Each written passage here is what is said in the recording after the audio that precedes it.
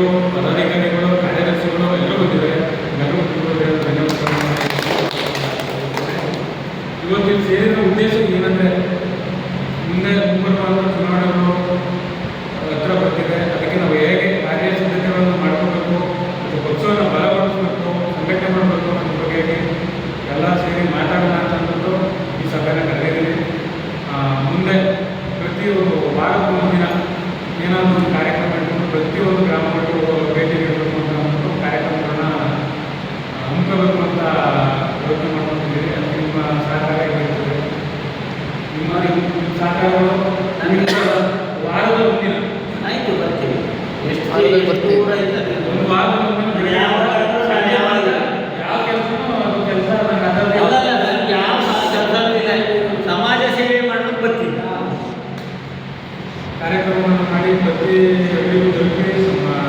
ಜನಸೇವೆ ಜನತನ ಸೇವೆಯನ್ನು ಮಾಡಬೇಕು. ಆಮೇಲೆ ಸರ್ ಅವ್ರು ಮಾತಾಡಲಿ ಸರ್. ಪಕ್ಷದ ಕಾನ್ಸೆಪ್ಟ್ ಏನಿದೆ ಅಂತ ಪ್ರತಿಯೊಬ್ಬರು ತಲುಪಿಸುವಂಥ ಕೆಲಸಗಳನ್ನ ಮಾಡೋಣ. ಮುಂಬರುವ ಚುನಾವಣೆಗಳಲ್ಲಿ ಪಕ್ಷ ಅಧಿಕಾರಕ್ಕೆ ಬರಬೇಕು, ಅಧಿಕಾರ ತರೋಂಥ ಕೆಲಸವನ್ನು ನಾವು ಪ್ರಾಮಾಣಿಕವಾಗಿ ಮಾಡೋಣ ಅಂತ ಈ ಸಂದರ್ಭದಲ್ಲಿ ಹೇಳಕ್ಕೆ ಇಷ್ಟಪಡ್ತೀನಿ.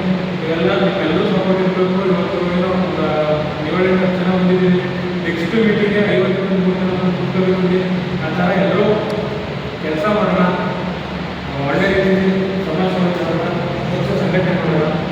ನೆಕ್ಸ್ಟು ಸೋಮವಾರದಿಂದ ಯಾವುದಾದ್ರು ಕಾರ್ಯಕ್ರಮ, ಜನಸ್ಪಂದನ ಕಾರ್ಯಕ್ರಮಗಳು ಇಟ್ಕೊಂಡು, ಗ್ರಾಮ ಪಂಚಾಯತಿ ಅಭಿಯಾನಗಳು ಇಟ್ಕೊಂಡು, ಪ್ರತಿ ಗ್ರಾಮ ಪಂಚಾಯತಿಗಳಿಗೆ, ಪ್ರತಿ ಗ್ರಾಮಗಳು ಅಲ್ಲೇನೇನು ಉಪಯೋಗಗಳು ನಡೀತಿದೆ ಅದನ್ನು ಸರಿಪಡಿಸುವಂಥದ್ದು, ಮೆಂಬರ್ಶಿಪ್ ಮಾಡಿಸುವಂಥದ್ದು, ಸಂಘಟನೆ ಮಾಡೋವಂಥದ್ದು, ಇಂಥ ಕೆಲಸಗಳನ್ನು ಮಾಡೋದಕ್ಕೆ ನೆಕ್ಸ್ಟು ನೆಕ್ಸ್ಟು ವಾರ ಒಂದು ದಿನ ತೊಡಗಿಸ್ಕೊಳ್ಳೋ ಅಂತ ಕೆಲಸ ಮಾಡ್ತಾರೆ.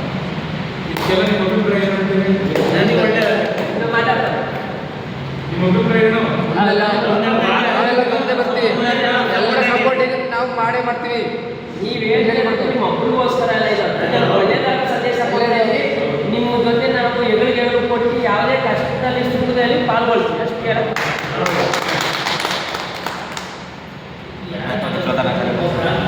ನಮ್ಮ ರಾಜ್ಯ ರೈತ ಘಟಕದ ಕಾರ್ಯದರ್ಶಿಯಾದಂಥ ಪ್ರಭು ಸೋಮಣ್ಣ ಮಾತಾಡೋದು ಅಂತ ಕೇಳ್ತೀವಿ. ಸರ್ ಮಾತಾಡಿ ಸರ್. ಮಳೆ ಇರಲಿ. ಏನಿವತ್ತು ಕರ್ನಾಟಕ ಸಮಿತಿ ಪಕ್ಷದ ಒಂದು ಸಭೆನ ಇಟ್ಕೊಂಡಿದ್ದೀವಿ.